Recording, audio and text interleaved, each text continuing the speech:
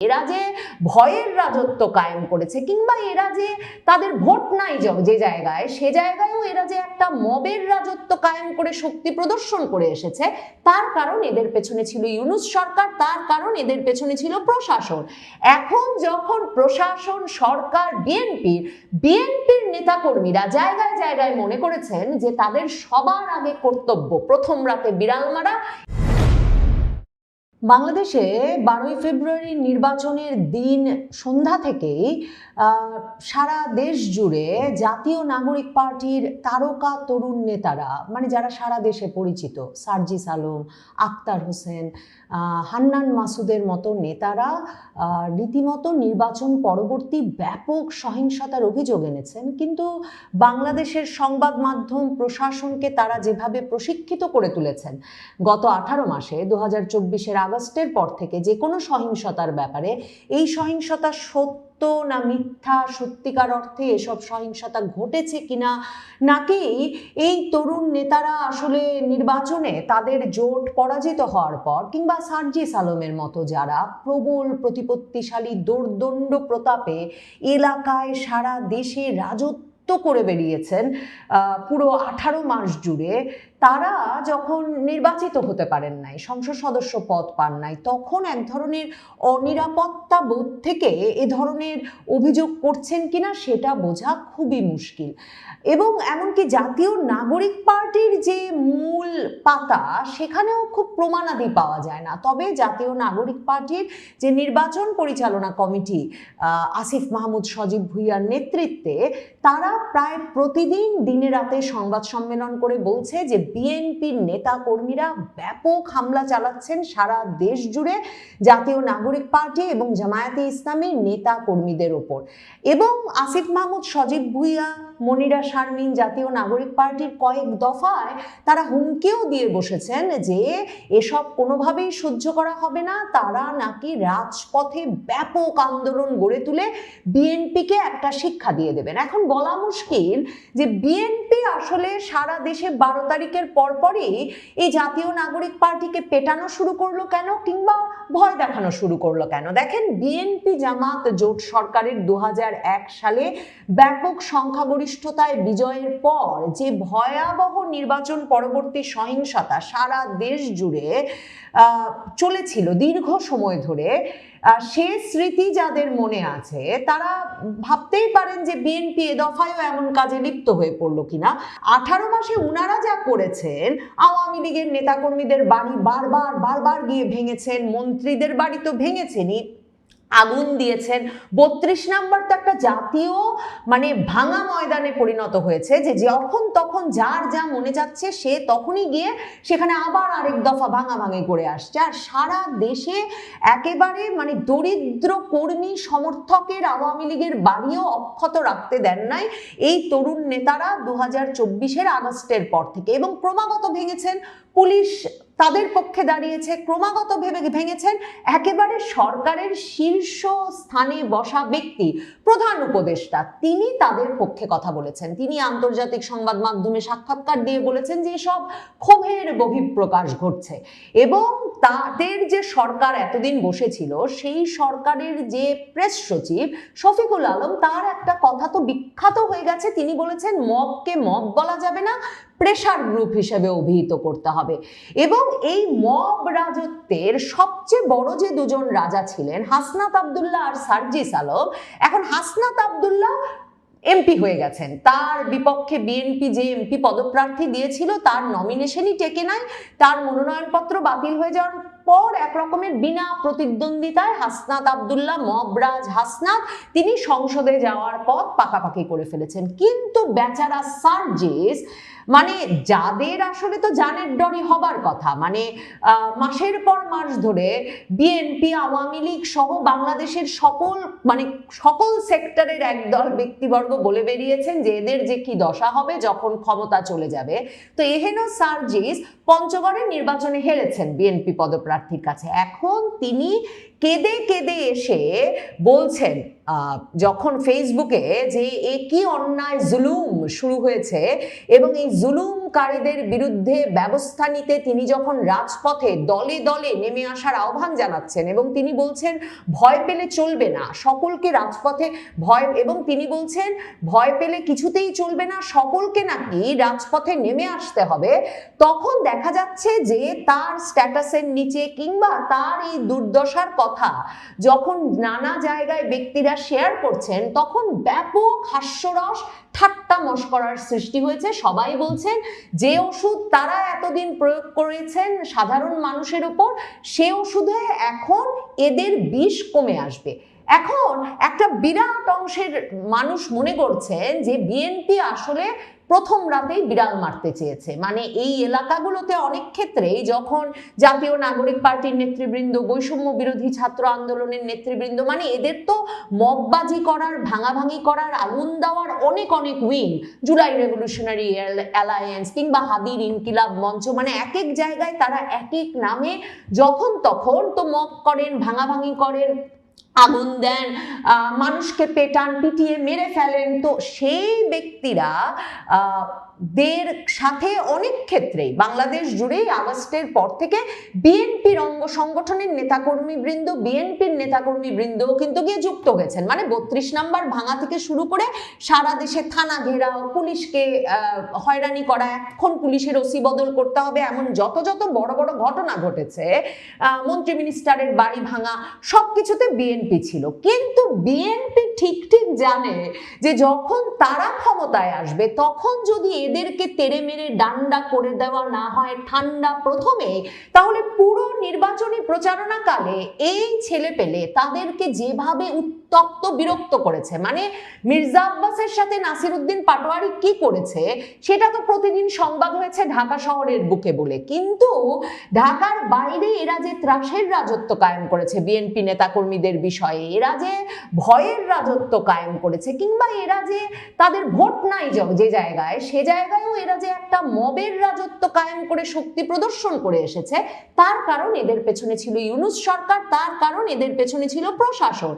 এখন যখন প্রশাসন, সরকার, বিএনপির নেতাকর্মীরা জায়গায় জায়গায় মনে করেছেন যে তাদের সবার আগে কর্তব্য প্রথম রাতে বিড়াল মারা, এনসিপি নেতৃবৃন্দ কর্মীদের বুঝিয়ে দেওয়া যে তাদের পেছনে আর কেউ নাই, তারা চাইলেই মার খেতে পারেন, তাদেরকে চাইলেই পেটানো যায়, চাইলেই তাদের বাড়িঘর ভাঙা যায়। কিন্তু কতটুকু পেটানো হচ্ছে, কতটুকু বাড়িঘর ভাঙা হচ্ছে, সেটা কিন্তু যেই নেতারা মূলত এসব অভিযোগ এনেছেন, সার্জিস আলম, আক্তার হোসেন, হান্নান মাসুদ, কিংবা সংবাদ সম্মেলন করছেন আসিফ মাহমুদ সজীব ভুইয়া ঢাকায় বসে, তাদের কাছ থেকে সেটা তেমন ভাবে জানা যায় না। সার্জিস আলম ফেসবুকে স্ট্যাটাস দিয়ে বলেছেন শুক্রবারে যে অন্তত 30টি জায়গায় এনসিপি নেতাদের ওপর হামলা হয়েছে এবং তিনি বলেছেন ক্ষমতা চিরস্থায়ী কোনো বিষয় নয়, অতীত থেকে শিক্ষা নেন, মনে রাখবেন 1 মাঘে শীত যায় না। আরে বিএনপি তো ঠিক এটাই বোঝাতে চেয়েছে যে 1 মাঘে শীত যায় না, এই কথাটা আগেই সার্জিস আলমের মনে রাখা দরকার ছিল। এই মাঘ শেষ হয়েছে, সার্জিস আলমের মাথার উপরে আর কোনো ছায়া নাই, এখন সার্জিস আলমকে নিজের নিরাপত্তা, নিজের জান নিজের বাঁচাতে হবে। সার্জিস আলম কিনা এরকম মববাজ নেতা, তিনি তার ফেসবুকে লিখেছেন যে এখন পর্যন্ত পঞ্চগড় 1 আসনে প্রায় 30টির বেশি জায়গায় বিএনপি নেতাকর্মীরা আমাদের নেতাকর্মীদের ওপর বাড়িঘরে, ব্যবসা প্রতিষ্ঠানে হামলা করেছে, হুমকি দিয়েছে, অনেকে পালিয়ে আছে। তিনি লিখেছেন বিএনপিকে এখনো পুরনো কায়দায় প্রতিহিংসার রাজনীতি করতে চায় কিনা সেটা বিএনপিকে স্পষ্ট করতে হবে। নোংরা রাজনৈতিক কালচারগুলোকে পরিবর্তন করে আমরা নতুন রাজনীতি করতে এসেছি। ভাবেন কি নতুন রাজনীতি করতে তারা এসেছে? মনে আছে আপনাদের? এই হাসনাত, এই সার্জিস, তাদের বৈষম্য বিরোধী ছাত্র আন্দোলনের নেতারা 5ই ফেব্রুয়ারি, 5ই আগস্টের 6 মাস পর আরেক দফা যখন সারা দেশে 32 নম্বর সহ আওয়ামী লীগের নেতা কর্মী সমর্থকদের বাড়ি, ব্যবসা প্রতিষ্ঠান সব লুটপাট করছে, ভাঙছে, আগুন দিচ্ছে, তখন গাজীপুরে তারা যখন আওয়ামী লীগের মুক্তিযোদ্ধা মন্ত্রীর বাড়ি ভাঙতে গেল, তখন যখন সেখানে স্থানীয় জনগণ প্রতিরোধ গড়ে তুলল, এই হাসনাত, এই সার্জিস সোজা গিয়ে উপস্থিত হলো স্বরাষ্ট্র উপদেষ্টার বাড়ি ঘেরাও করতে, যে এখন তিনি যদি যদি ব্যবস্থা না নেন তাহলে স্বরাষ্ট্র উপদেষ্টার এখনই পদত্যাগ করতে হবে, এবং তারা গিয়ে গাজীপুরের রাজপথ অবরোধ করলো। এরপর স্বরাষ্ট্র উপদেষ্টা কাঁপতে কাঁপতে যৌথ বাহিনীর অভিযান ঘোষণা করলেন, ডেভিল হান্ট। মনে পড়ে আপনাদের?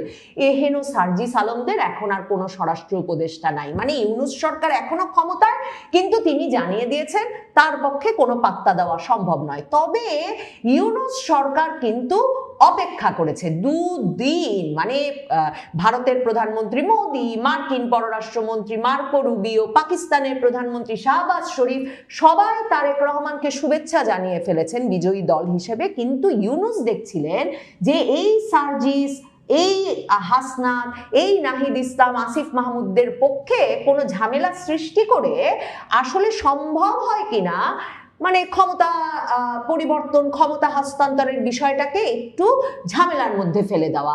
এবং সে কারণে তিনি শেষ পর্যন্ত এসে শনিবার দিনে তারেক রহমানকে শুভেচ্ছা জানিয়েছেন বৃহস্পতিবারেই, বুঝে যাওয়ার পরে যে তারেক রহমান সংখ্যাগরিষ্ঠ দলের সদস্য হিসেবে, প্রধান হিসেবে সরকার গঠন করতে যাচ্ছেন। এবং কখন ইউনূস এই শুভেচ্ছা জানালেন? যখন অবশেষে এই আসিফ সার্জিসদের যে জোট, সেই জোটের প্রধান নেতা ডাক্তার শফিকুর রহমান, জামায়াতে ইসলামের আমির, তিনিও শুভেচ্ছা জানিয়েছেন এবং তিনি বলেছেন তারা একটা গঠনমূলক বিরোধী দলের ভূমিকা পালন করতে চান, এবং বলে তারা শেষ পর্যন্ত পরাজয় মেনে নিয়েছেন। 12 তারিখ থেকে জামায়াতে ইসলামী, বিশেষভাবে এনসিপি, তারা ক্রমাগতভাবে ইলেকশন ইঞ্জিনিয়ারিং এর অভিযোগ আনছিল। তারা বলছিল যে এমন ধরনের সব অনিয়ম হয়েছে এবং সেসব অনিয়মের এমন প্রমাণ আছে যে 150টা পর্যন্ত আসনের নাকি পুনর্নির্বাচন করতে হবে, না হলে নাকি তারা রাজপথে নামবে। ওই যে সার্জিস আলম কাঁদতে কাঁদতে এখন যখন ফেসবুকে বলেন জুলুমের প্রতিবাদ করতে আপনাদেরকে রাজপথে নামতে হবে, কেউ যেমন নামে না।